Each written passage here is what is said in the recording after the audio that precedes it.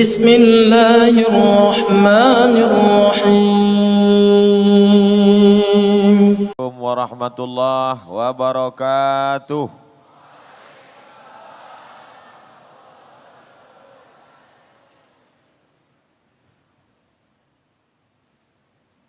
Anak raja pergi menyelam menangkap ikan.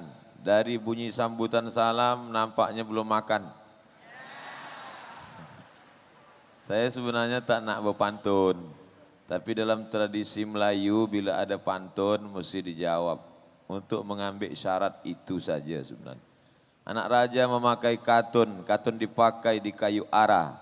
Saya tak lagi berpantun, sudah dibawa pengacara.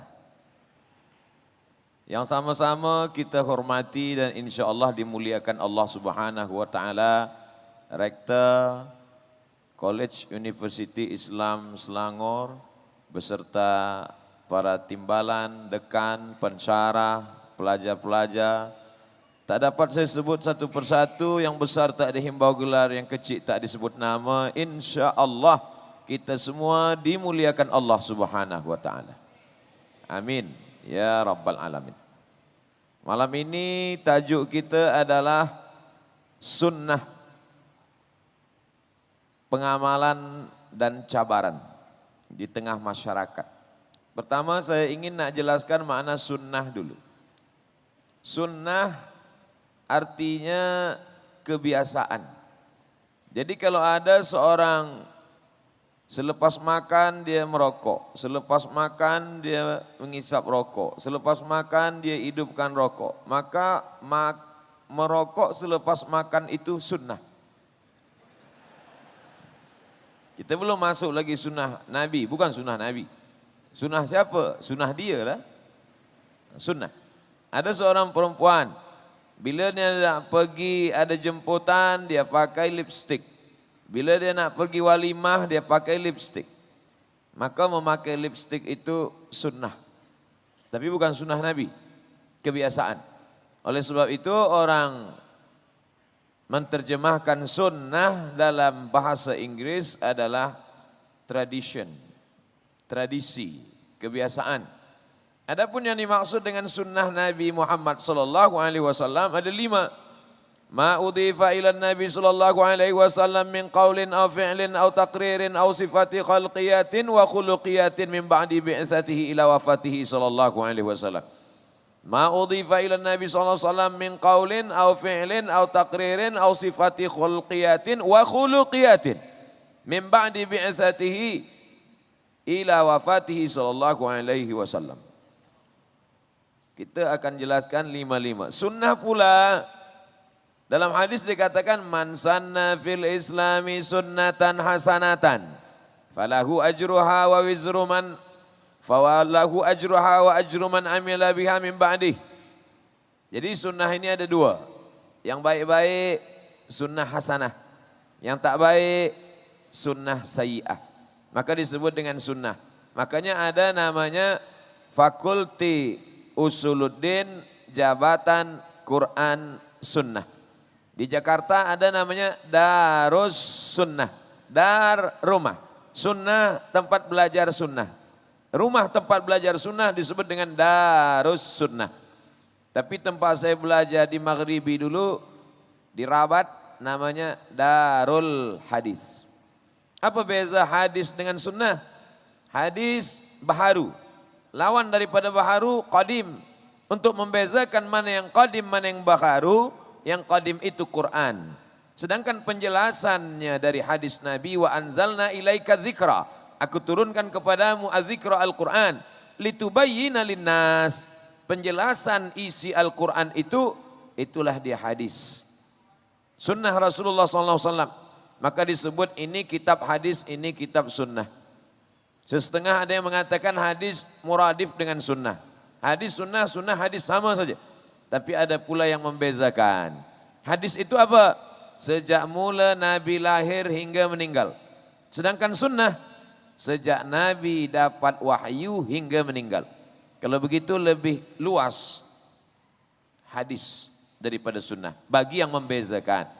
Di antara yang membezakan itu adalah Syekh Malibari. Di mana letak sunnah-sunnah ini? Sunnah berada di kepala sahabat. Sebab mereka melihat Nabi SAW. Mereka hidup bersama Nabi. Mereka perang bersama Nabi. Mereka menengok gigi Nabi patah. Mereka menyaksikan bagaimana Nabi berwudu. Hadis tentang wudu diriwayatkan oleh Sayyidina Utsman ibnu Affan. Dia masukkan tangannya. Dia bagi tahu bagaimana cara berwudu.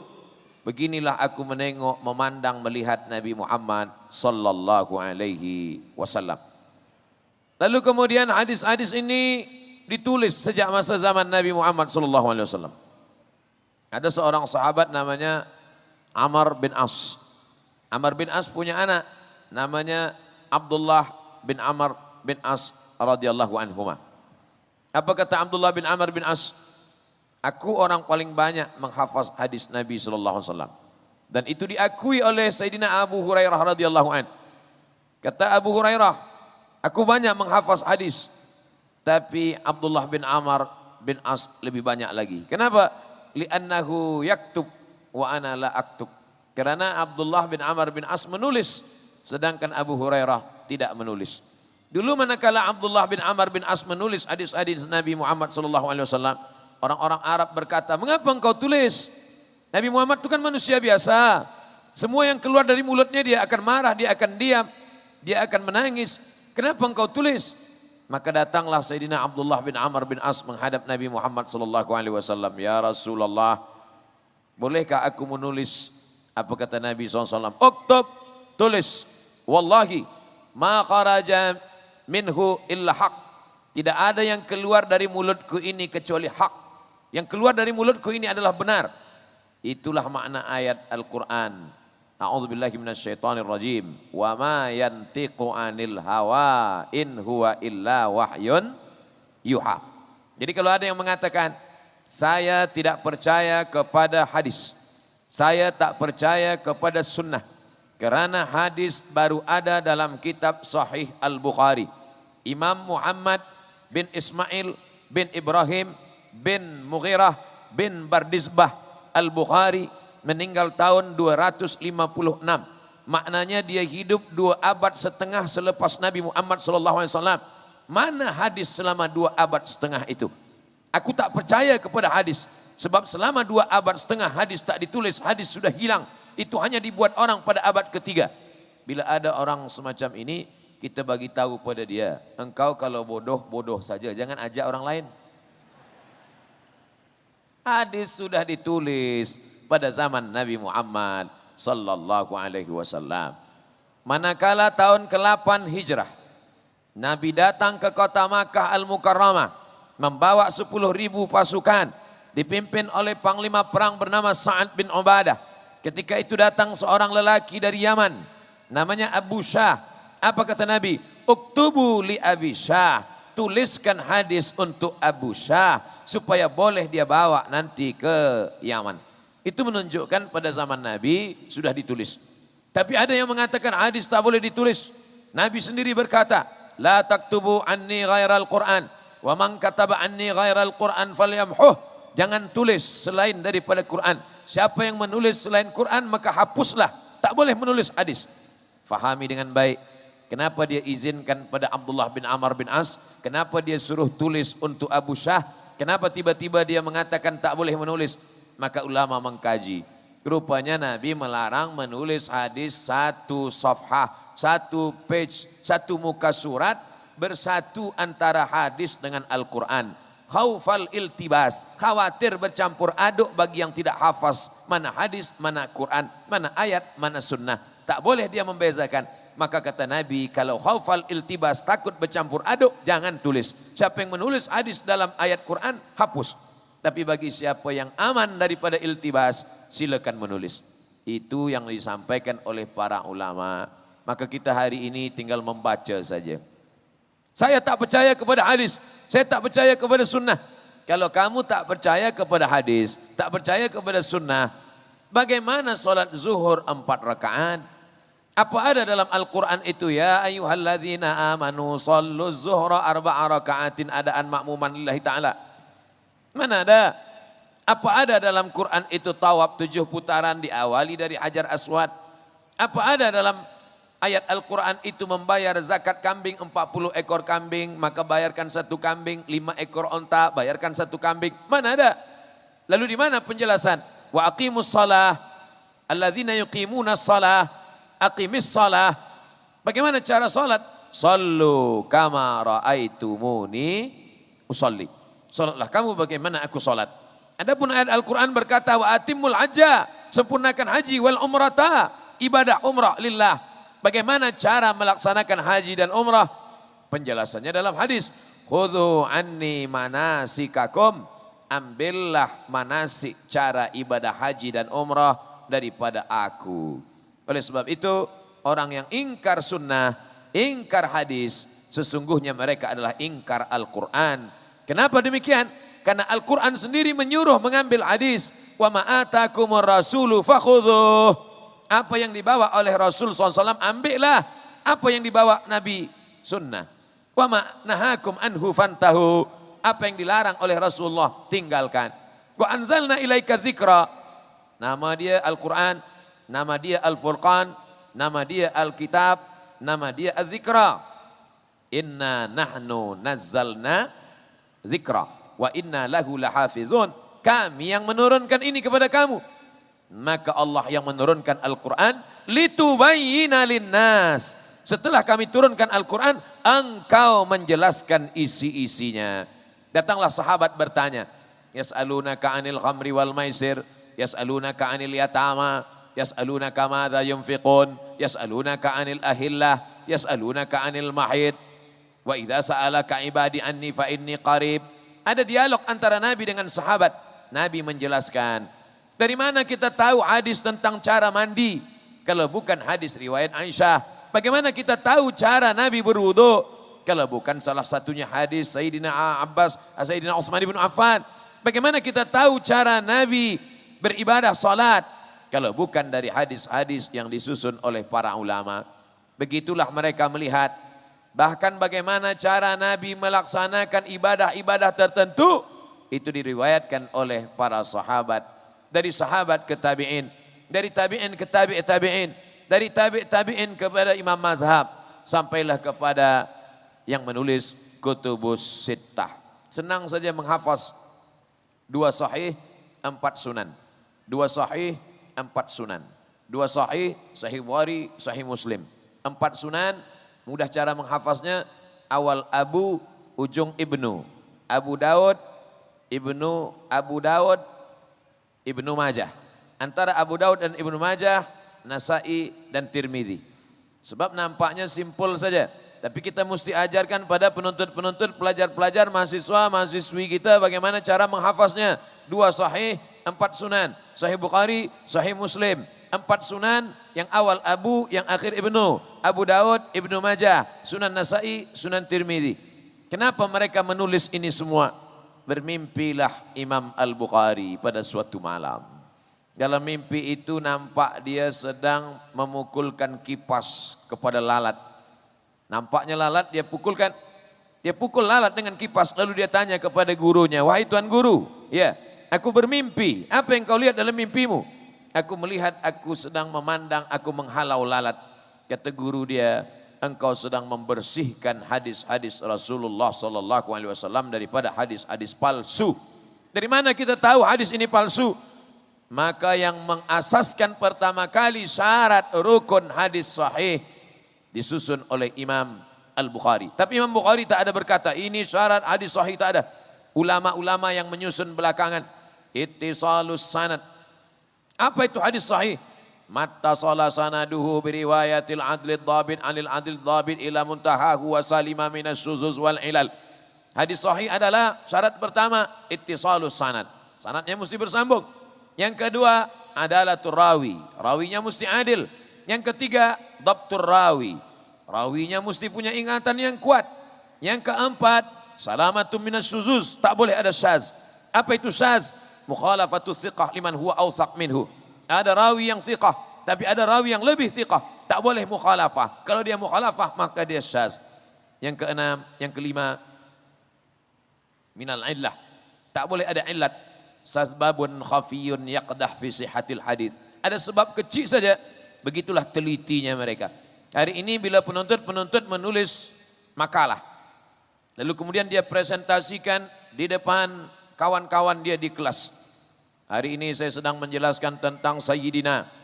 Sayyidina itu boleh diucapkan karena Nabi sendiri mengatakan, hadza sayyiduna a'taqa sayyidana. Ini datang Sayyidina Abu Bakar yang membebaskan daripada budak hamba sahaya Sayyidina Bilal. Kalau boleh menggunakan Sayyidina kepada Abu Bakar, boleh menggunakan Sayyidina kepada Bilal, mengapa tak boleh menggunakan Sayyidina kepada Muhammad sallallahu alaihi wasallam? Nabi sendiri mengatakan, innal Hasan wal Husain sayyida syababi ahlil jannah.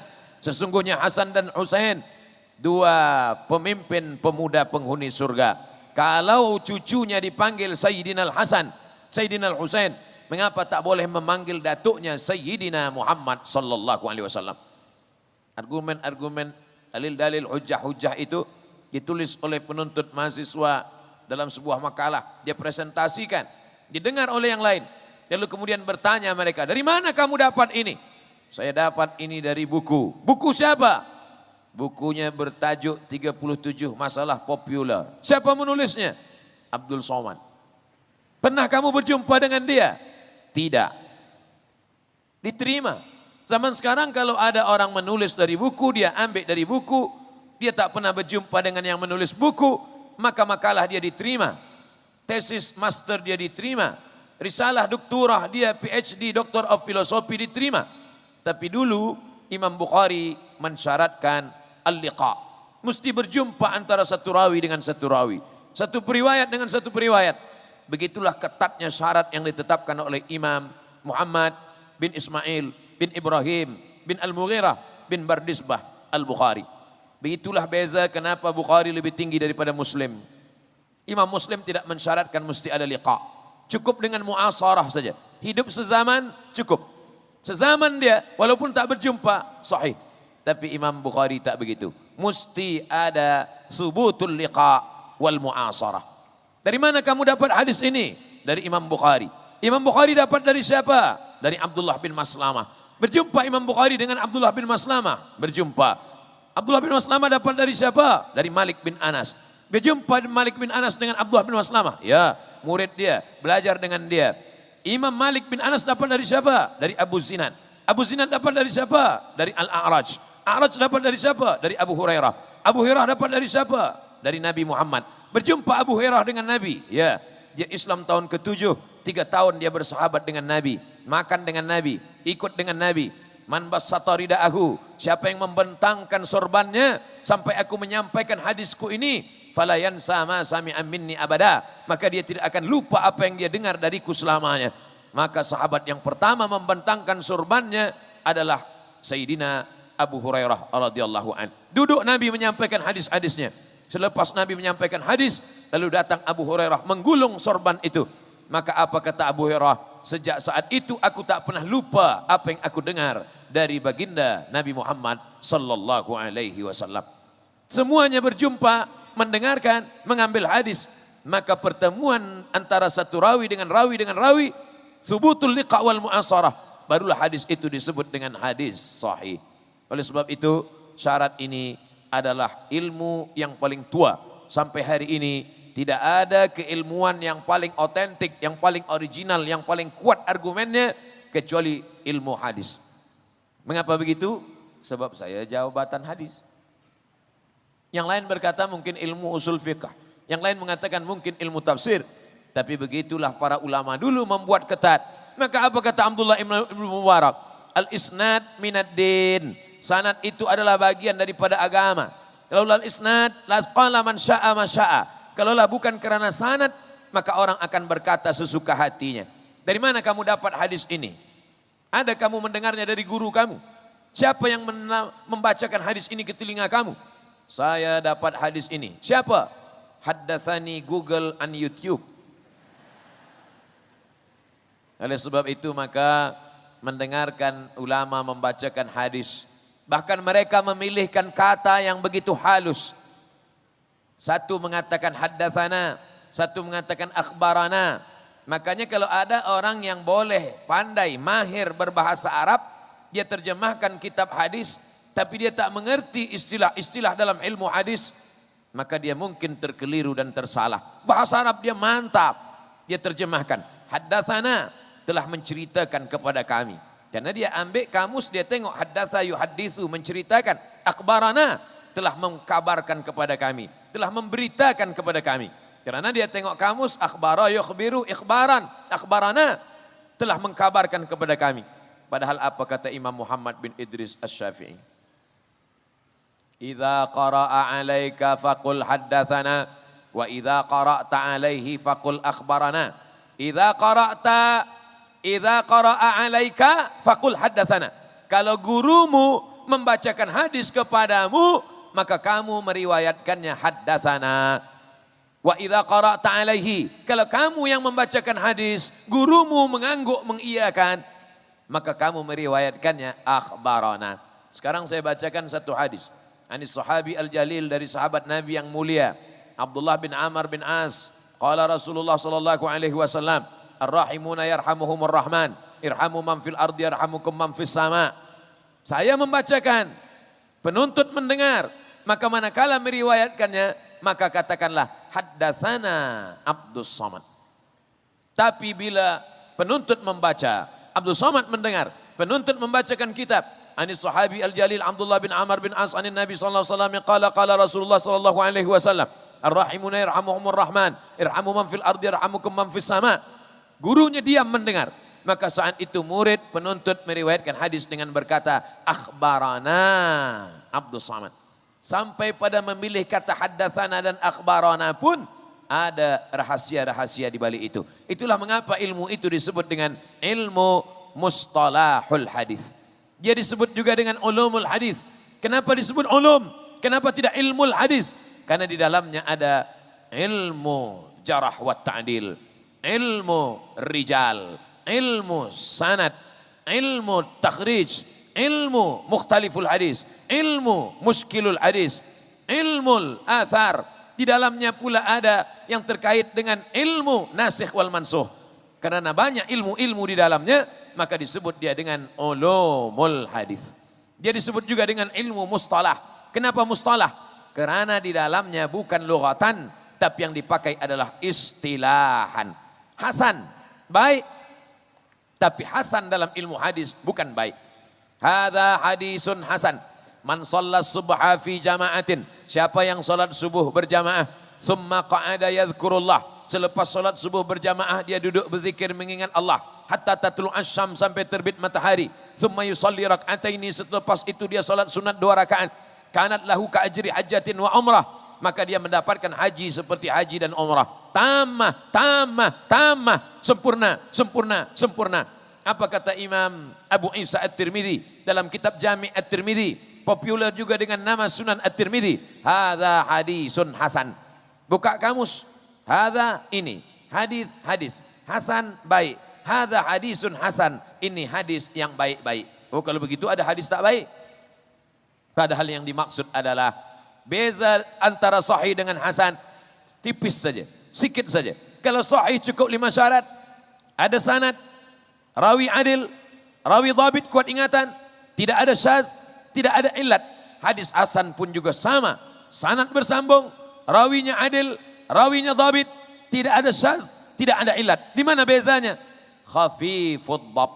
Kalau yang ini tamamud dhab, 100% hafazannya kuat, sedangkan yang hasan khiffatud dhab, khafifud dhab, 75%, tak sampai 100%, maka dia jatuh kepada hadisun hasan. Paling tinggi hadis sahih, di bawah hadis sahih hadisun hasan, di bawah hadis hasan hadisun dhaif. Banyak sekarang orang menolak hadis dhaif. Kenapa kamu tak mau baca kitab Fadail A'mal yang ditulis oleh Zakaria Kandahlawi? Itu hadis dhaif. Saya tak mau pakai hadis dhaif. Allahumma barik lana fima razaqtana wa qina adzabannar. Hadis dhaif. Hadis dhaif. Saya tak mau pakai hadis dhaif. Kalau hadis dhaif tidak diterima, mengapa Imam Tirmidzi menulis hadis dhaif dalam Sunan Tirmidzi? Mengapa Imam Ahmad bin Ambal yang bergelar Amirul Mukminin fil hadis ada hadis dhaif dalam Musnad Ahmad bin Ambal? Bahkan Imam Bukhari sendiri menulis hadis dhaif, tapi bukan dalam Sahih Bukhari. Di mana ada hadis dhaif yang ditulis oleh Imam Bukhari? Dalam kitab Adabul Mufrad. Bahkan guru Imam Syafi'i bernama Imam Malik bin Anas meninggal tahun 179 menulis ada hadis dhaif. Di mana dia tulis ada hadis dhaif? Dalam kitab Muwatta Malik. Apa maknanya? Hadis dhaif boleh diamalkan. Bahkan kata Imam An-Nawawi, ajma'al ulama ala jawazil amal bil hadis dhaif. Sepakat ijma' ulama boleh mengamalkan hadis dhaif, tapi tentu bersyarat. Apa syarat-syarat boleh mengamalkan hadis dhaif? Disebutkan oleh Imam Al-Hafiz Jalaluddin Abdurrahman As-Suyuti dalam kitabnya Tadribur Rawi, Syarah Taqrib An-Nawawi. Imam Nawawi ada menulis kitab takrib, tapi rasanya kitab takrib ini susah difahami oleh orang awam. Maka datanglah Imam An-Nawawi mensyarah kitab ini. Maka dia tulis Tadribur Rawi, Syarah Taqrib An-Nawawi. Apa kata Imam Jalaluddin Abdurrahman As-Suyuti? Meninggal tahun 911 Hijrah. Kata dia syarat boleh mengamalkan hadis dhaif mesti ada 5 syarat. Yang pertama, hadis dhaif itu bukan dalam masalah akidah. Sifat Allah, surga dan neraka, tentang masalah hari kiamat, tentang masalah tauhid, tentang masalah akidah Ahlussunnah wal Jamaah. Yang kedua, hadis dhaif itu bukan dalam masalah hukum halal haram makruh mubah. Li isbatil halal wal haram, bukan sebagai hujjah dalil halal dan haram. Yang ketiga, dia masih bernaung di bawah hadis sahih. Yang keempat, tidak ada periwayatnya yang kadzab. Karena kalau ada periwayatnya rawinya kadzab, maka hadis itu bukan dhaif tapi hadis maudhu'.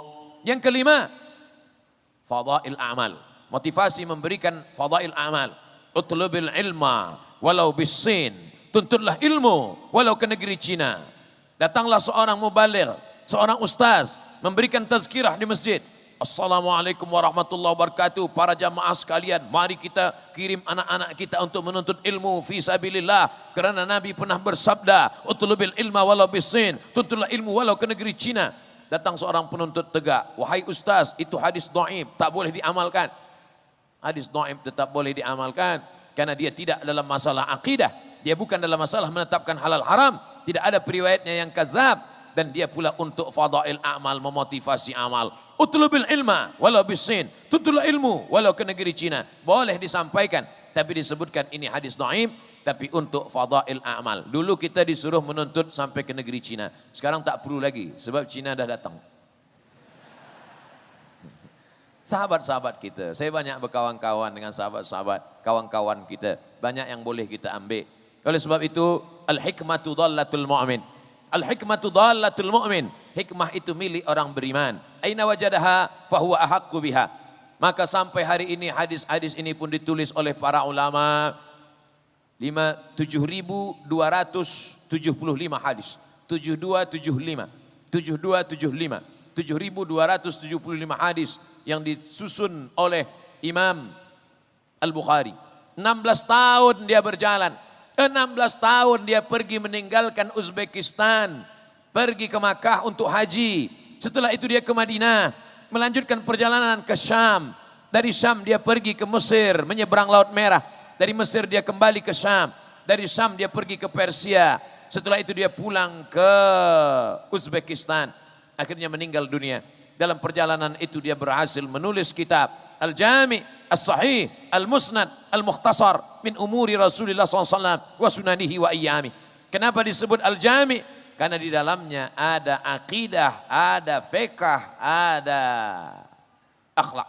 Kenapa disebut Al-Musnad? Karena semua hadis yang dia tulis di dalam bersanad, maka disebut Al-Musnad. Kenapa disebut kitabnya itu Al-Sahih? Karena semua hadis yang ada dalam Sahih Bukhari itu sahih. Ma wada'tu fihi illa ma sahha. Aku tidak menulis hadis di dalamnya kecuali hanya sahih saja. Kenapa disebut mukhtasar? Karena hadis sahih itu banyak. Dia ringkaskan menjadi sedikit mukhtasar. Min umuri Rasulillah, dari perkara-perkara Rasulullah SAW. Wa sunanihi wa ayyami. Apakah imam-imam dulu tak ada menulis hadis? Ada. Kalau Imam Bukhari 256, 256, 256, maka ada yang lebih tua lagi daripada Imam Al-Bukhari. Imam Malik bin Anas 179, 256 jauh, 179 abad kedua. Aradtu kitabi hadza ala sab'ina min fuqaha'il Madinah. Kitabku ini sudah aku presentasikan, aku bacakan kepada 70 ahli fikih di kota Madinah. kulluhum wata'uni fasammaituhu muwatta'a. Semuanya setuju dengan isi kitab ini, maka aku namakan kitab ini dengan kitab Muwatta. Kitab hadis yang paling tua yang dicetak yang sampai kepada kita matbu' hari ini, kitab Muwatta. Kulluhum wata'uni, makna kulluhum wata'uni, kulluhum wafaquni. Semua mereka setuju dengan isi kitab ini. Fasammaituhu Muwatta'a, maka akan menamakan dia nama kitab Muwatta. Hari ini Masya Allah tabarakallah, tinggal membuka saja, kita baca saja. Tapi banyak juga orang yang tidak mahu. Karena apa? Karena jahilnya. Malik ulama, Malik sirajul ummah, Malik nujum. Apa kata Imam Syafi'i? Idza dzukiral muhaddithun famalikun najm. Kalau disebut ahli-ahli hadis, maka Imam Malik adalah bintangnya. Imam Malik bintang yang bersinar. Apa kata Imam Malik? Adraktu sab'ina. Aku sudah berjumpa dengan 70 orang alim. Kalau aku minta satu saja berdoa kepada Allah supaya turun hujan, pasti turun hujan.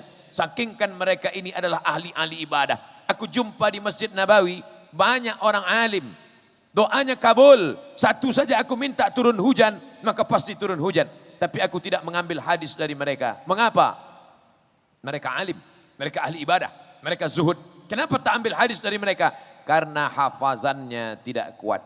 Karena hadis bertumpu kepada hafazan, bertumpu kepada kekuatan hafalan. Bagaimana hafalan para mereka dulu? Apa kata Imam Al-Hafiz Jalaluddin Abdul Rahman As-Suyuti? Hafiztu mi'atai alfa hadis. Aku hafal 200.000 hadis. Lau wajadtu aksara min dzalika la hafiztuha. Kalau aku dapat lebih daripada 200.000 ini, pastilah aku akan hafaz juga. Padahal dia hidup tahun berapa? 911. Jauh dari Imam Syafi'i. Imam Syafi'i 204, Imam Nawawi 676, Imam As-Suyuti 911. Jarak dia dengan Imam Syafi'i 800-700 tahun. Tapi dia tetap memegang hafazan itu. Apa kata dia? Hafiztu mi'atai alfa hadis. Aku hafaz 200.000. La wajadtu min dzalika la hafiztuha. Kalau aku dapat lebih banyak daripada ini, pasti aku akan hafaz juga. Bagaimana orang zaman sekarang boleh menyombongkan diri? Kalau Suyuti itu ulama, saya juga ulama. Kalau Suyuti makan, saya juga makan. Kalau Suyuti minum, saya juga minum. Kalau Suyuti tidur, saya juga tidur. Suyuti manusia, saya manusia. Mengapa saya mesti belajar kepada dia? Hafazan dia kuat. Hafazan kita sekarang, baca sanad hilang matan, baca matan hilang sanad. Mereka dulu al-ilmu fis sudur, ilmu di dada. Kita sekarang al-ilmu fil laptop. Lobet, hilang hafaz. Oleh sebab itu, jangan pernah menyombongkan diri. Taraktu fikum amraini, aku tinggalkan pada kamu tak banyak, 2 perkara saja. Intamasaktum bihima, kalau kamu pegang yang 2 ini, lan tadillu abada, maka kamu tidak akan sesat untuk selamanya. Kitabullah Al-Quran wa sunnati, sunnah Rasulullah sallallahu alaihi wasallam. Tak faham Quran, tak faham sunnah, kemana kita pergi? Al-Quran sudah memberikan tuntunan. Fas'alu ahla dzikri, bertanya kepada para ulama, in kuntum la ta'lamun, kalau kamu tidak tahu. Hari ini banyak orang yang begitu mudah berkata, mari kita kembali ke Quran, mari kita kembali ke sunnah, tanpa bertanya kepada para ulama. Siapa kita yang sanggup kembali kepada Al-Quran dan sunnah tanpa bertanya kepada para ulama? Alhamdulillah, College University Islam Selangor menghadirkan para ulama-ulama. Datanglah kemari Syekh Muhammad Said Ramadan Al-Buti, datanglah kemari Syekh Mustafa Al-Bugha, datanglah kemari para masyayikh besar, para ulama-ulama yang agung, yang hebat, yang berilmu, yang Masya Allah tabarakallah. Hari ini kesempatan yang luar biasa, maka segeralah daftarkan diri Anda ke College University Islam Selangor. Lama juga kita baru boleh iklan. Tadi saya mulai pukul 9 suku, 9.15. Sekarang saya sudah bicara tentang sejarah sunnah ini lebih kurang 35 menit. Sunnah, sejarah sunnah, ulama-ulama sunnah. Sekarang bagaimana pengamalannya di tengah masyarakat. Kata Nabi SAW, alaikum bisunnati, hendaklah kamu mengamalkan sunnahku. Wa sunnatil khulafa'ir rasyidin al-mahdiyyin min ba'di, sunnah para khulafa' rasyidin sesudah aku. Addu 'alaiha bin nawajiz, gigit pakai gigi geraham. Kalau kamu memegang sunnah jangan pegang pakai tangan, Karena kalau pakai tangan boleh lepas, gigit pakai gigi geraham. Bagaimana menggigit pakai gigi geraham? Gigitlah. Gigit. Petir menyambar tak akan lepas. Kalau dengan tangan, lepas. Dengan tangan, lepas. Tapi kalau sudah digigit, addu 'alaiha bin nawajid. Makna gigit dengan kuat, pegang dengan kuat ini maksudnya peganglah sunnah, peganglah hadis. Sekarang banyak juga orang pegang kuat, yang dipegangnya kuat duit hingga tak keluar masuk ke kotak. Peganglah dengan kuat. Yang saya maksudkan dengan sunnah-sunnah Rasulullah itu terbagi kepada dua. Yang pertama sunnah yang zahir, yang tampak di mata. Yang kedua adalah sunnah yang maknawi. Yang satu sunnah yang nampak di mata zahir, yang satu sunnah maknawi.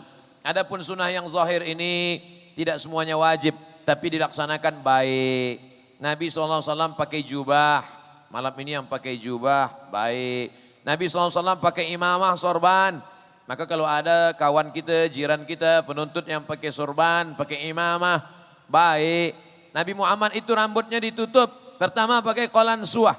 Selepas dia qalan suah, dia pakai imamah. Selepas pakai imamah, dia pakai lagi burdah. Dia pakai lagi ghutrah, dia pakai lagi kain penutup. Atau disebut juga dengan toilasan. Kain yang ditutupkan di atas itu toilasan. Kain yang menutup badan, burdah. Burdatul Rasulullah SAW. Jadi kalau ada ulama, tok guru, tuan syekh yang memakai itu, dia pakai qalan suah, selepas itu dia lilitkan imamah, selepas itu dia tutup pakai toilasan, sunnah, baik. Kenapa Ustaz tak pakai? Panas. Tapi kita tak boleh ejek, kita tak boleh ejek. Selama dulu kami waktu belajar di Maghribi, kami pakai. Waktu pergi umroh kemarin, saya pakai. Saya pakai qalan suah, saya pakai imamah, saya pakai kain penutup sebab waktu itu sejuk. Tapi saya tak salahkan orang yang menggunakan itu. Kenapa? Karena dia ikut sunnah Rasulullah SAW. Tapi Nabi tak ada wajibkan. Tidak semua perbuatan Nabi itu wajib. Kalaulah memakai jubah itu wajib, lawan dari wajib haram. Pakai sunnah wajib. Rektor pakai sunnah wajib. Pakai jubah wajib. Kalau pakai jubah wajib berarti pakai batik haram. Karena lawan daripada wajib adalah haram. Tidak. Kalau perintahnya kuat, wajib. Kalau perintahnya tak kuat, sunat. Kalau larangannya kuat, haram. Kalau tak kuat, makruh. Tak suruh, tak dilarang, mubah. Saya ulang sekali lagi. Perintahnya kuat, wajib. Tak kuat, sunat. Larangannya kuat, haram. Tak kuat, makruh. Tak disuruh, tak dilarang, mubah. 5 kotak ini jangan kita ubah-ubah. Itu sudah ditetapkan ulama. Yang hendak pakai imamah, baik. Yang hendak pakai toilasan, baik. Yang hendak pakai jubah, baik. Yang hendak pakai burdah, baik. Tapi mewajibkannya, maka kita sudah mukhalif. Oleh sebab itu apa? Ini semua adalah memahami sunnah-sunnah Rasulullah SAW. Jangan kita berkelahi gara-gara ini. Kita berkelahi hanya kerana pakaian. Nanti orang sudah masuk melalui perkelahian kita. Kata Nabi SAW, sawus sufuf, luruskan saf. Saf kita mesti lurus. Sebab kalau ada saf kita yang renggang, ada saf kita yang jarang, di situ musuh akan masuk. Filosofi lurusnya saf sebelum sholat, maknanya apa? Luruskan saf, kata Nabi. Jangan ada konflik pertikaian. Kalau ada ikhtilaf kita selesaikan. La tanaza'u, jangan berkelahi. Fatabshalu. Kalau kamu berkelahi pasti kamu akan gagal. Kalau sudah gagal, watadhhabari hukum, kamu akan kehilangan semangat. Kalau sudah kehilangan semangat, maka Islam akan jatuh. Di mana kita bisa membezakan mana hadis Nabi yang sunnat, mana hadis Nabi yang wajib, mana hadis Nabi yang fardu, mana hadis Nabi yang sunat muakkad. Ini hadisnya sama. Sahih Bukhari, Sahih Muslim, Sunan Tirmidzi, Sunan Nasa'i, Sunan Abi Daud, Sunan Ibni Majah. Dari mana kita boleh membezakan? Ini hadisnya wajib, ini hadisnya fardu, ini hadisnya sunat muakkad, ini hadisnya sunat, ini hadisnya rukun, ini hadisnya maka mempelajari ilmu usul fiqh.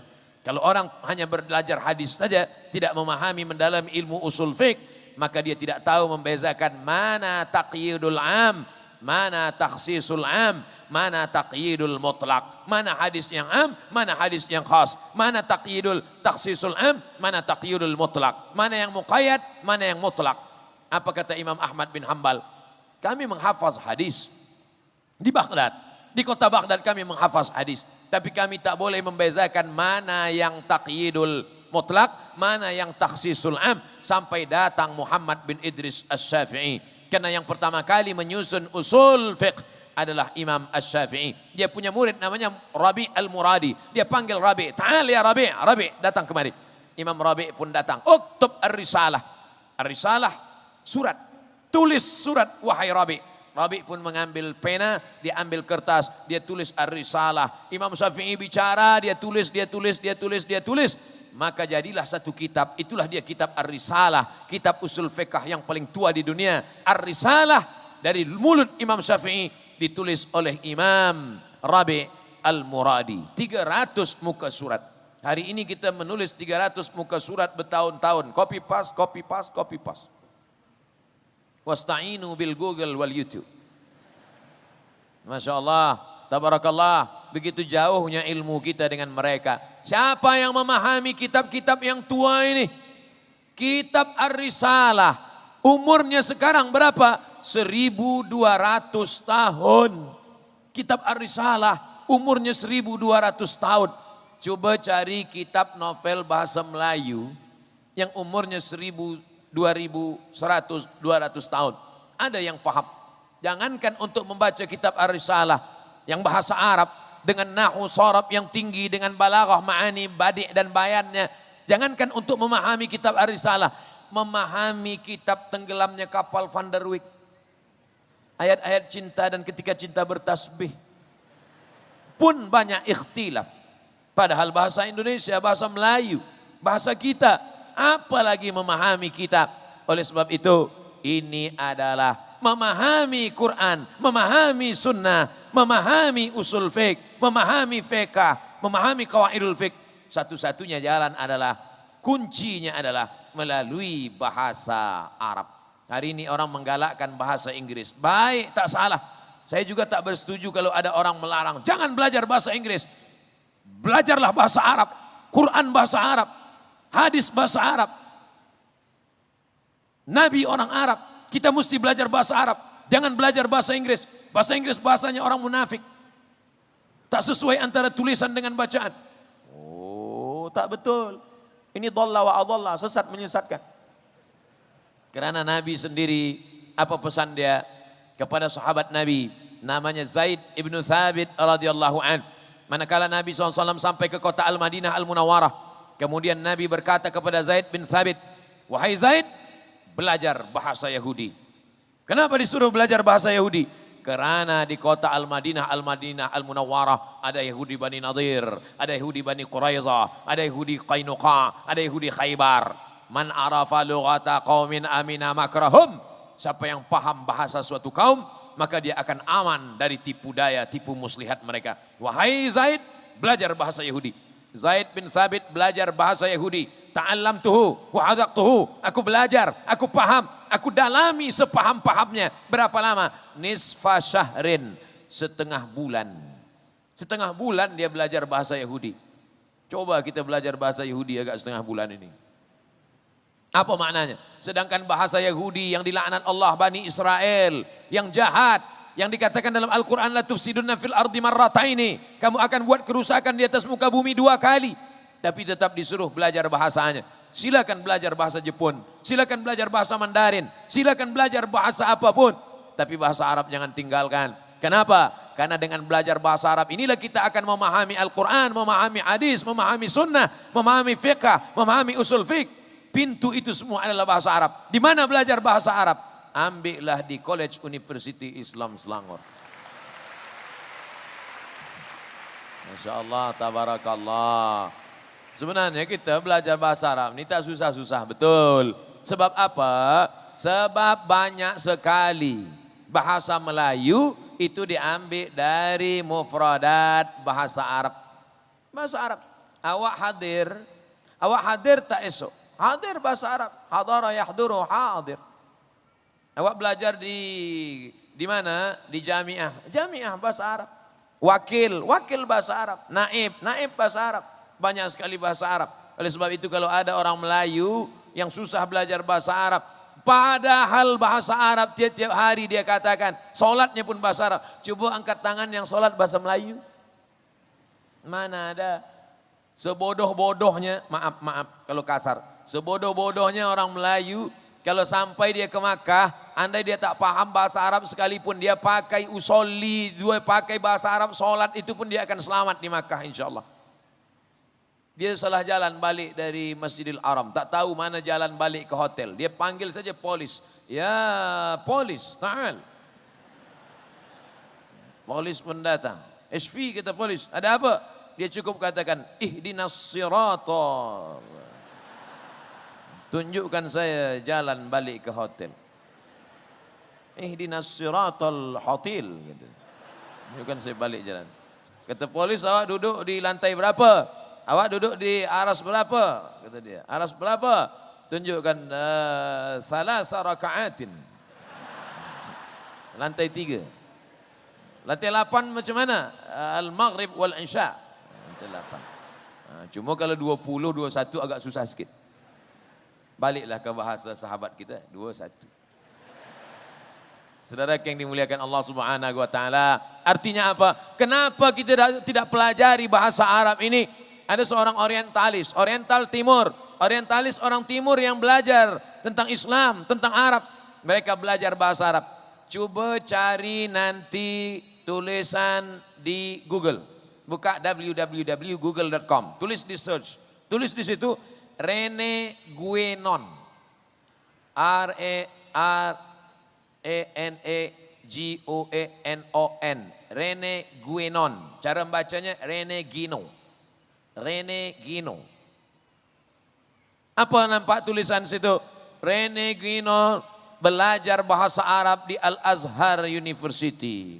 Datang dia dari Europe, pergi ke Al-Azhar, belajar bahasa Arab. Akhirnya dia pun masuk Islam. Dia rubah namanya menjadi Abdul Ilah. Rene Guénon jadi Abdul Ilah. Abdul Somad memang original Abdul Somad. Betapa mereka dulu mempelajari bahasa-bahasa ini. Bahkan mereka ada yang tidak masuk Islam. Dia datang ke Al-Azhar. Dia pakai jubah Azhar. Dia pakai qalansuwa Azhar. Dia belajar kepada masyayikh di Azhar. Dia mengambil bahasa Arabnya. Siapa yang menulis kamus? Al-Mu'jam Al-Mufahras li Al-Fazil Hadis. Kamus, indeks, ensiklopedia hadis. Mencari hadis dalam 9 kitab. Sahih Bukhari, Sahih Muslim, Sunan Abi Daud, Sunan Nasa'i, Sunan Tirmidzi, Sunan Ibn Majah, Muwatta Malik, Sunan Ad-Darimi, Musnad Ahmad bin Ambal. Mencari hadis dalam 9 kitab. Siapa yang menulisnya? Aren Jan Wensing. Dalam kitab Al-Mu'jam Al-Mufahras li Al-Fazil Hadis. Dia kumpulkan orientalis-orientalis. Orang-orang Europe yang belajar tentang Islam, bahasa Arab. Berapa lama dia kaji 9 kitab ini? 40 tahun. Jadilah satu kitab, kamus mencari hadis. Dulu kita buka hadis tak jumpa, tapi sejak ada kitab ini Al-Mu'jam Al-Mufahras li Al-Fazil Hadis dulu. Sekarang tak perlu lagi sejak ada Maktabah Syamilah, tinggal tulis saja dapat. Dulu buka Sahih Bukhari tak dapat, buka Sahih Muslim tak dapat, buka Sunan Tirmidzi tak dapat, buka Sunan Abi Daud tak dapat, buka Musnad Ahmad bin Ambal tak dapat, hadis tak dapat, batuk dapat. Hari ini begitu mudahnya kita semua. Kalaulah dicek mata mereka, lebih banyak mata mereka melihat kitab-kitab hadis ini daripada mata kita. Oleh sebab itu kadang-kadang kita malu. Kita malu. Padahal kita Islam. Kita mengaku Muslim. Hanifan musliman wa ma'ana minal musyrikin. Mengapa kita tidak mencintai kitab-kitab hadis kita? Masalah mengikuti sunnah dalam bentuk fizikli, dalam bentuk pakaian, dalam bentuk badan Nabi, dalam bentuk fizikli Nabi. Baik. Jangan salahkan orang. Berjanggut, sunnah. Nabi berjanggut, jangan ejek orang. Saya nengok engkau pakai janggut ni macam teroris lah. Oh tak boleh. Aku menengok engkau pakai janggut ni macam kambing lah. Kata yang berjanggut, aku berjanggut, kau kata kambing. Kau tak berjanggut, anjing. Berkelahi pula kambing sama anjing. Mohon maaf, cakap saya ni tak layak, tak kasar. Tapi macam mana lagi? Quran pun menyebut anjing juga. Al-kalbu was-saidu tanah. Oleh sebab itu maka ini kita mestilah fahami ini dengan baik, sebab ada ikhtilaf ulama tentang memahaminya. Apa kata Nabi SAW? A'ful liha, waqsus syarib. Biarkan janggut panjang, potonglah kumis. Bentuknya fi'il amar. Apakah semua amar itu lil wujub? A'ful liha, biarkan janggut. Waqsus syarib, potonglah kumis. Sebab masa itu di kota Al-Madinah Al-Munawwarah, orang Majusi janggutnya panjang, misainya kumisnya panjang. Orang Yahudi janggutnya panjang, kumis misainya juga panjang. Orang musyrik janggutnya panjang, kumisnya juga panjang. Orang kafir kumisnya panjang, janggutnya juga panjang. Bagaimana untuk membezakan? Sama-sama pakai jubah, sama-sama pakai sorban. Bagaimana membedakan ini Islam tak Islam? Maka kata Nabi, u'ful liha, rapikan janggut, waqsus syarib, potong kumis. Untuk membezakan, apakah makna u'fu itu lil wujub? Maka kata sebagian ulama, lil wujub, wajib. Tapi dalam sebagian ulama mazhab Syafi'i mengatakan tidak lil wujub, tapi mustahab, anjuran saja. Oleh sebab itu kalau ada ulama berbeza pendapat, maka diambil pendapat itu. Selama dia ada dalam pendapat Ahlus Sunnah wal Jamaah, ambillah. Begitu kata Syekh Ali Jum'ah dalam kitab Al-Bayan, lima yusghilul adhan, menjelaskan beberapa perkara masalah-masalah yang membingungkan, membuat masyarakat confused. Oleh sebab itu sunnah yang berbentuk fizikli, sunnah pakaian, sunnah badan, sunnah muka, sunnah wajah, menggunakan celak, menggunakan siwak, laula an asyqa ala ummati, kalau tidak memberatkan bagi umatku, la amartuhum bis siwak, aku suruh mereka memakai siwak inda kulli shalah. Baik, tak salah, jangan ejek orang, jangan katakan ini sudah ketinggalan zaman. Apalah awak ni pakai siwak lagi macam hidup 1000 tahun yang lalu saja. Ini sunnah, sunnah Rasulullah sallallahu alaihi wasallam. Tapi ada sunnah yang maknawi. Apa itu sunnah maknawi? Menjalin persatuan ukhuwah Islamiyah. Ini sunnah yang banyak ditinggalkan sekarang. Berbeza pendapat, berbeda mazhab, lalu kemudian mencaci maki, sumpah serapah. Bukan ajaran Nabi Muhammad sallallahu alaihi wasallam. Innallaha yuhibbul ladzina yuqatiluna fi sabilihi saffa. Allah suka melihat kita memperjuangkan agama Allah ini satu saf. Ka'annahum bunyanum marsus. Mereka seperti satu binaan yang kokoh dan kuat. Ada tiang, ada lantai, ada atap, ada dinding. Semua saling mengkuatkan. Yashuddu ba'duhu ba'da. Mereka saling mengkuatkan. La tanaza'u. Jangan kamu berkelahi. Jangan kamu la tadabaru. Jangan saling membelakangi. La tukhalifu. Jangan saling bertikai, berkonflik. Kita semua diajarkan untuk saling menyayangi. Untuk saling mencintai. Al-mu'minuna fi tawaddihim wa ta'atufihim wa tarahumihim. Orang-orang beriman itu dalam kasih sayangnya, dalam akhlaknya, dalam bersikap lembutnya. Apa kata Nabi SAW? Mereka itu seperti satu badan, seperti satu tubuh. Kalau yang satu terkena penyakit, maka yang lain tidak dapat tidur malam. Kalau yang satu sudah terkena penyakit demam, luka di ujung jari, maka seluruh badan ikut merasakan demam panas, tak dapat tidur. Kalau ada orang beriman tak peduli kepada saudaranya yang ada di Palestina, ini adalah sunnah yang mesti dihidupkan. Man lam yahtam bi amril muslimin, siapa yang tak peduli kepada keadaan kaum muslimin, falaisa minhum. Hari ini saudara kita di Palestina, di Rohingya, di Uighur, maka semua kita tolong. Bagaimana kita menolongnya? Didoakan dia dari jauh. Saya sampai hari ini khutbah Jumat tak pernah meninggalkan satu kali khutbah pun, tak pernah terlupa. Kalaupun lupa tersilap sifat manusia, tapi saya berusaha untuk mengingat. Allahumma ansuril Islam wal muslimin. Allahumma ansur ikhwanana al mujahidin, al mazlumin, al mustad'afin fi Palestin. Doakan. Cuma kadang saya berapi-api berdoa di atas mimbar, jamaah itu pula berair-air di bawah. Ini tantangan luar biasa. Membangkitkan semangat berjamaah. Alaikum bil jamaah, hendaklah kamu berjamaah. Iyyakum wal furqah, jangan sampai kamu berpecah belah, kata Nabi sallallahu alaihi wasallam. Iyyakum wal furqah, al jamaatu rahmah wal furqatu adzab. Berjamaah itu rahmat, sedangkan berpecah belah di antara umat ini adalah azab. Adapun masalah kita berbeza dalam masalah mazhab Hanafi, Maliki, Hanafi, Hambali, maka apa kata Syahid Hasan Al-Banna, nata'awan fima ittafaqna wa nata'adzar fima ikhtalafna. Mari kita bekerja sama, tolong menolong dalam perkara-perkara yang kita sepakati, Dan mari kita berlapang dada menerima perbezaan. Ada perbezaan-perbezaan sedikit kita terima selama dia masih dalam ahlus sunnah wal jamaah.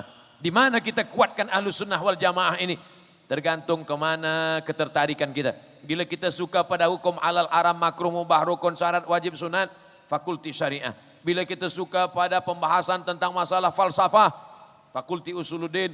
Di sana ada aqidah wal falsafah, di sana ada tafsir ulumul Quran, di sana ada hadis wa ulumul hadis wa ulumuhu. Bila kita suka pada pembahasan tentang masalah dakwah, bagaimana mad'u, bagaimana dai, bagaimana masalah dakwah ke depan, bagaimana cabarannya, maka ada fakulti kulliyatud dakwah, maka kita tarik ini semua. Falaula nafara min kulli firqatin minhum ta'ifatun, jangan semuanya pergi berperang. Nah, ikut jihad dengan Nabi. Allah melarang.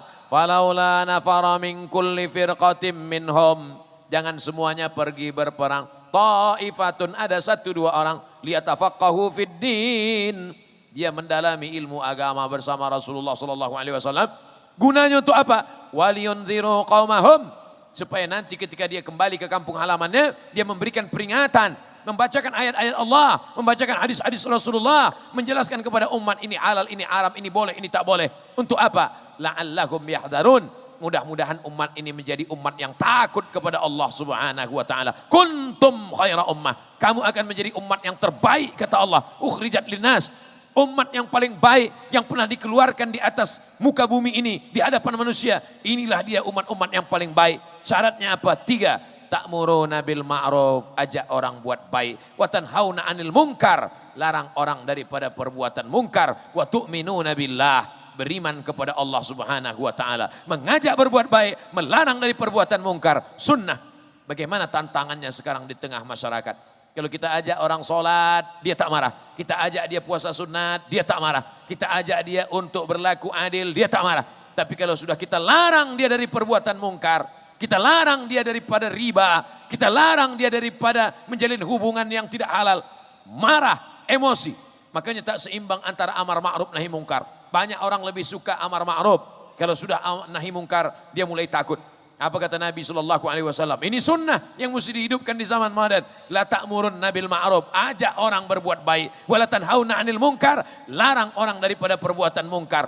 Kalau kamu tidak melakukan sunnah amar ma'ruf nahi mungkar, la yusikanna ayyab'atsallahu 'alaikum iqaban. Aku khawatir Allah akan menurunkan hukuman. Ketika hukuman itu datang, summa tad'unahu, turun hukuman, turun azab, bumi bergoncang. Langit tak lagi menurunkan air menjadi rahmat, tapi menjadi laknat, banjir. Maka ketika gempa, gunung meletus, ketika azab itu datang, summa tad'unahu, kamu berdoa kepada Allah, ya Rab, aghithna ya Allah, fala yustajabu lakum. Doa kamu tak dikabulkan. Kenapa doa tidak dikabulkan? Karena meninggalkan amar ma'ruf nahi mungkar. Ini adalah sunnah-sunnah yang mesti kita hidupkan pada zaman sekarang. Yang sanggup nahi mungkar dengan lidahnya, pakai lidah. Yang sanggup melakukan nahi mungkar dengan tangannya, pakai tangan. Man ra'a minkum mungkaran, siapa di antara kamu yang melihat kemungkaran, falyughayyirhu biyadihi, robah dengan tangan. Kalau tak sanggup dengan tangan, fabilisani, robah dengan lidah. Kalau tak sanggup dengan lidah, fabiqalbi, dengan hati. Tapi jangan lupa, yang dengan hati itu apa kata Nabi di ujung hadis, baca hadisnya, wa dzalika ad'aful iman. Itulah dia selemah-lemah iman. Kenapa ketika kereta kita pilih yang paling kuat? Kenapa ketika rumah kita pilih yang paling kokoh? Kenapa ketika motorsikal kita pilih yang paling cepat? Tapi kenapa malah salah iman kita pilih yang paling lemah? Wa dzalika ad'aful iman. Kenapa kamu tak melaksanakan nahi mungkar? Yang penting saya jaga diri saya dah lah. Selamat saya cukuplah. Oh, dakwah ini kalau hanya amar ma'ruf saja orang tak marah. Nahi mungkar, larang yang mungkar, barulah orang marah. Kenapa Abdul Somad banyak bully, banyak haters karena nahi mungkar, banyak orang yang marah. Kalau nak ingin selamat, bagilah tazkirah tentang sabar saja. Jamaah sekalian, mari kita sabar. Apapun yang terjadi sabar. Anak darah kita dilarikan orang, sabar. Itu bukan dakwah. Dakwah adalah ud'u ila sabili rabbik, ajak orang ke jalan Allah bil hikmah, dengan cara yang santun, wal mau'izatil hasanah, suri tauladan yang baik. Kalau tak sanggup juga, dia mesti berdebat, wajadilhum, debat dia. billati hiya ahsan. Seperti yang dilakukan oleh Rahmatullah Al-Hindi dalam kitabnya Izharul Haq, menampakkan kebenaran. Maka ini semua adalah tanggung jawab kita bersama. Siapa itu orang-orang yang paling baik? Siapa orang yang paling baik? Bukan orang kaya. Siapa orang paling baik? Bukan orang yang punya kuasa. Siapa orang yang paling baik? Wa man ahsanu qawlan mimman da'a ilallah wa amila salihah. Perbuatan yang paling baik adalah perbuatan yang mengajak ke jalan Allah Subhanahu wa taala. Yang ada di hadapan saya ini adalah penuntut-penuntut. Banyak orang yang khawatir, Ustaz Abdul Somad ceramah tazkirah jangan kuat-kuat betul, nanti kami khawatir Ustaz mati tiba-tiba. Abdul Somad tak takut mati. Kalau Abdul Somad mati, 1000 pengganti sudah siap di hadapan Abdul Somad. Betul? Takbir. Saya takbir ni nak jagakan yang mengantuk-ngantuk je. Sebab saya dah tazkirah 60 minit. Dia dah tengok Ustaz tu bercabang 2 dah Ustaz nampak. Tadi saya mulai pukul 9 suku, sekarang dah sampai 10 suku, 60 menit. Rupanya kalau kita bicara di depan orang-orang berilmu yang hatinya bersih, 1 jam ni tak terasa rupanya. Masya Allah. Kata jamaah, Ustaz yang tak terasa, kami lama betul dah terasa. Seperti biasa, materi, subjek 60 menit, baki sisanya adalah soal jawab. Bila ada soal-soalan saya jawab, yang boleh saya jawab. Yang tak boleh saya jawab sebab saya pun bukan alim betul, saya tak tahu betul. Yang saya tak tahu soalan-soalan itu akan saya bawa balik ke Riau. Nanti saya akan jawab di sana melalui video, akan saya kirimkan, saya upload melalui channel Ustaz Abdul Somad Official. Jangan lupa subscribe, like and share.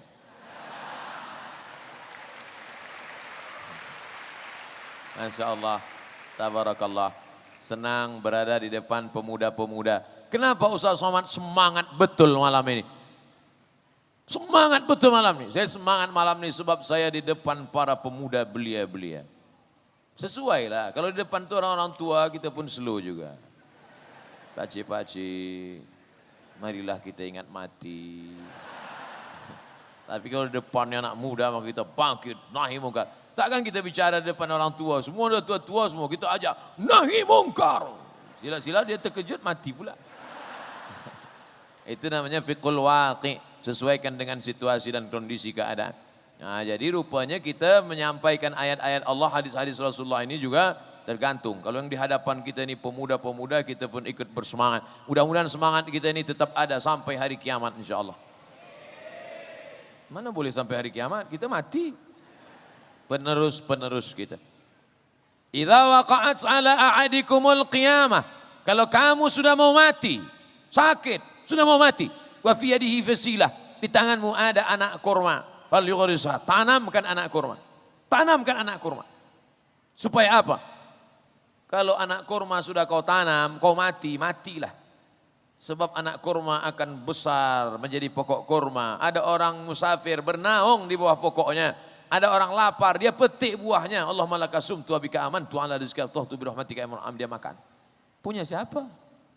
Kita wakafkan di jalan Allah Subhanahu wa taala. Tuan yang punya anak, wakafkan.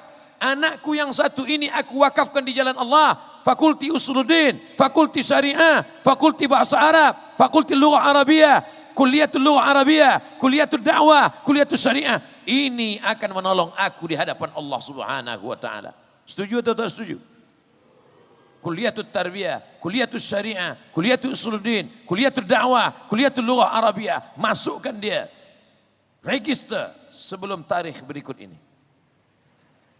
Itulah yang akan menolong di hadapan Allah Subhanahu wa taala. Banyak sekarang orang takut memasukkan anak-anaknya ke sekolah agama. Anak saya doktor, medical, anak saya lawyer, anak saya businessman. Betul, tak salah. Tapi aku akan dapat dia menolong di hadapan Allah Subhanahu wa taala. 3 anak masuk ke bilik ICU, tak dapat berbuat apa-apa. Yang satu hanya menengok ayah terbaring macam menengok kucing. Yang satu lagi pula hanya menangis saja. Ayah. Yang satu lagi pula mengambil handphone, dia ambil gambar. Ayah aku sakit. Datang kawan dia komen, amin, amin, amin, amin, amin. Apa? Tak ada satu pun yang mentalkinkan ke telinga. Dia tak tahu. Dia tak tahu bagaimana caranya. Mengatur ekonomi dia hebat. Tapi mengatur jenazah dia tak pandai. Oleh sebab itu maka ini agama. Kalau Allah ingin baik pada seorang hamba, dia dalamkan ilmu agamanya. Mayyuridillahu bihi khairan. Kalau Allah ingin orang ini baik, yufaqihu fiddin. Allah dalamkan ilmu agamanya. Makanya doa Nabi kepada Sayyidina Abdullah ibnu Abbas radhiyallahu anhuma. Apa kata Nabi?